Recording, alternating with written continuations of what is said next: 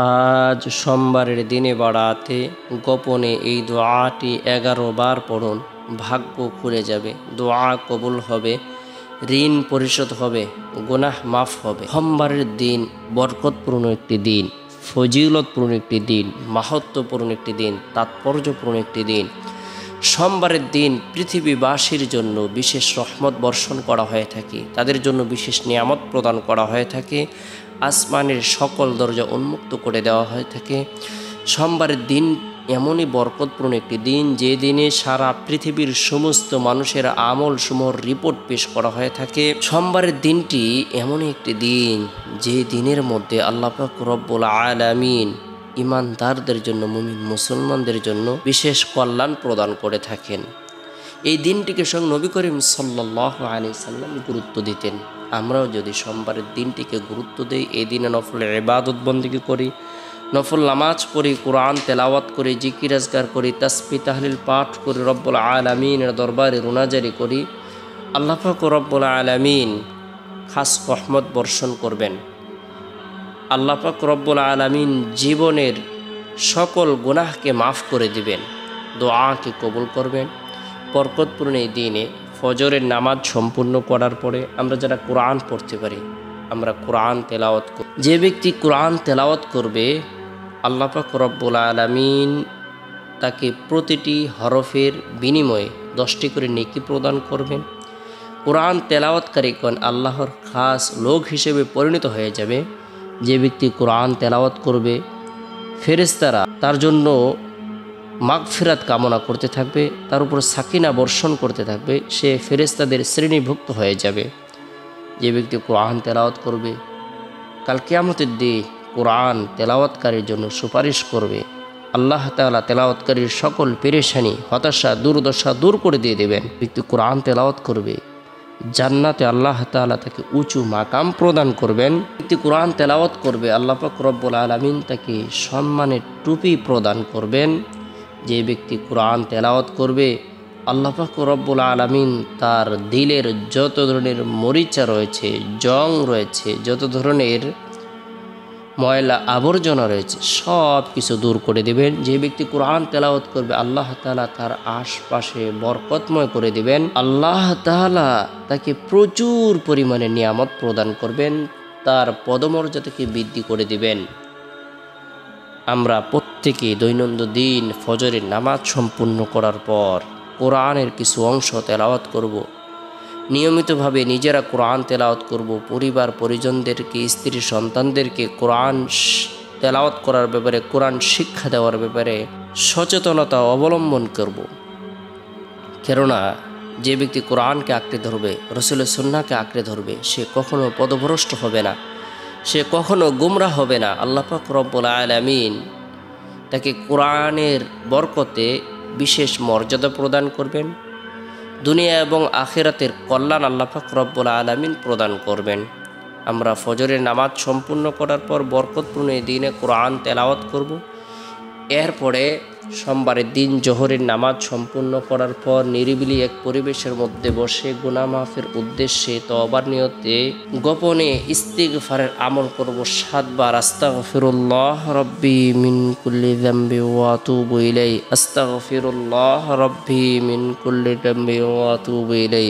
এরপরে বরকতপূর্ণ এই দোয়াটি আমল করব 11 বার। ওয়া ইযা সাআলাকা ইবাদি আন্নি ফাইন্নী করিব উজিবু দাওয়াতাদ দাঈ ইযা দাআন। ওয়া ইযা সাআলাকা ইবাদি আন্নি ফাইন্নী করিব উজিবু দাওয়াতাদ দাঈ ইযা দাআন। আর আমার বান্দারা যখন আপনার নিকট আমার ব্যাপারে জিজ্ঞাসা করে, তখন আপনি বলে দিন যে আমি নিকটেই আছি, আমি দোয়াকারীর দোয়া কবুল করি যখন সে আমার কাছে দোয়া করে। সূরা বাকারা আয়াত নং 100। আল্লাহ সব সময় আমাদের নিকটে আছেন। সুতরাং কেউ যদি আল্লাহর খুব কাছের ও আপন মনে করে বিনতিভাবে দোয়া করে, তাহলে অবশ্যই তার দোয়া কবুল হবে। আমাদের সকল ধরনের হাজতকে সামনে রেখে বরকতপূর্ণ এই দোয়াটি আমল করব। রব্বুল আলামিনের দরবারে নিজের জন্য, পরিবার পরিজনদের জন্য, জীবিতদের জন্য, মৃতদের জন্য, বিশ্ববাসীর জন্য হাজত পূরণের উদ্দেশ্যে, রিজিক বৃদ্ধির উদ্দেশ্যে, ধন দৌলত বৃদ্ধির উদ্দেশ্যে রুনাজারি করব, প্রার্থনা করব, দোয়া করব। আল্লাহ তাআলা দোয়ার বরকতে আপনার আমার কঠিন ও জটিল বিপদ দূর করে দিবেন, গায়বীর সাহায্য প্রদান করবেন। এরপরে সোমবারের দিন আসরের নামাজ সম্পূর্ণ করার পর আল্লাহর একাত্মবাদকে স্বীকার করার উদ্দেশ্যে, আল্লাহর বরত্বকে স্বীকার করার উদ্দেশ্যে, আল্লাহর পবিত্রতা বর্ণনা করার উদ্দেশ্যে সুবহানাল্লাহ, আলহামদুলিল্লাহ, আল্লাহু আকবার, লা ইলাহা ইল্লাল্লাহ এই তাসবিহ তাহলিল তাহমিদগুলো আমল করার জন্য চেষ্টা করব।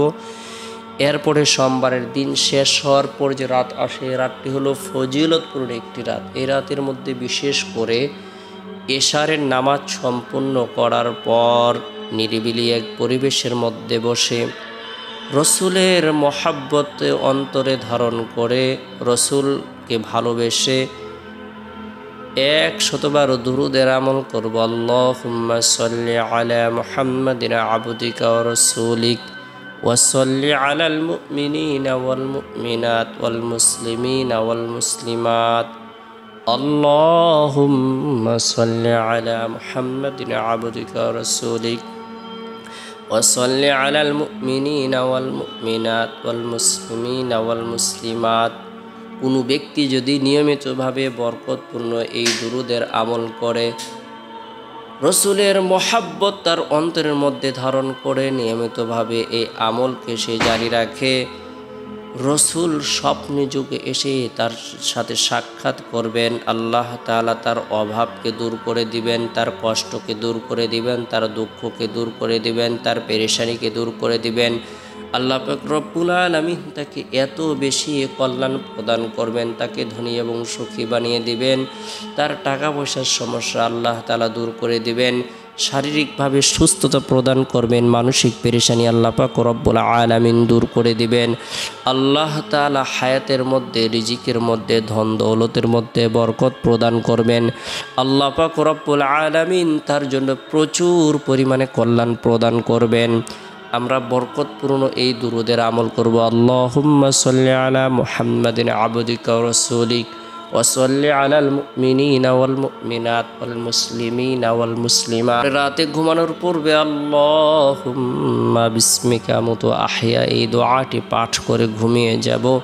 চেষ্টা করব রাতের এক তৃতীয় অংশে ঘুম থেকে জাগ্রত হয়ে তাহাজ্জুদের নামাজ পড়ার জন্য, কেননা রাতের এক তৃতীয় অংশে আল্লাহ পাক রব্বুল আলামিন প্রথম আসমানে আগমন করে ঘোষণা করতে থাকেন, বলতে থাকেন, আছে কোনো ব্যক্তি অসুস্থ, সে সুস্থতা কামনা করে, সে আমার কাছে বলুক, আমি তাকে সুস্থতা প্রদান করব। আছে কোনো ব্যক্তি ঋণগ্রস্ত, সে ঋণ থেকে মুক্ত হতে চায়, আমার কাছে বলুক, আমি তাকে ঋণ থেকে মুক্ত করে দেব। আছে কোনো ব্যক্তি দরিদ্র, সে ধনবান হতে চায়, সে আমার কাছে বলুক, আমি তাকে ধনবান বানিয়ে দেব। আছে কোনো ব্যক্তি মানসিক পেরেশানির মধ্যে, সে আমার কাছে বলুক, আমি তার মানসিক পেরেশানিকে দূর করে দেব। সে গুনাহ করেছে, গুনাহ করতে করতে তার অন্তরকে কালো বানিয়ে ফেলেছে, সে আমার কাছে বলুক, আমি তার জীবনের সকল গুনাহগুলো, নাফরমানিগুলোকে ক্ষমা করে দেব, মাফ করে দেব। সুবহানাল্লাহ। তাই বরকতপূর্ণ এই আমলগুলো আমরা সোমবারের দিন অথবা রাতে করার জন্য চেষ্টা করব। নিয়মিতভাবে প্রত্যেকে নেক কাজ করব, নেক আমল করব, ইস্তিগফারকে আঁকড়ে ধরব, অধিক পরিমাণে তওবা ইস্তিগফারের আমল করব। আল্লাহ তাআলা শান্তিময় জীবন দান করবেন, অভাবমুক্ত জীবন দান করবেন, পেরেশানিমুক্ত জীবন দান করবেন।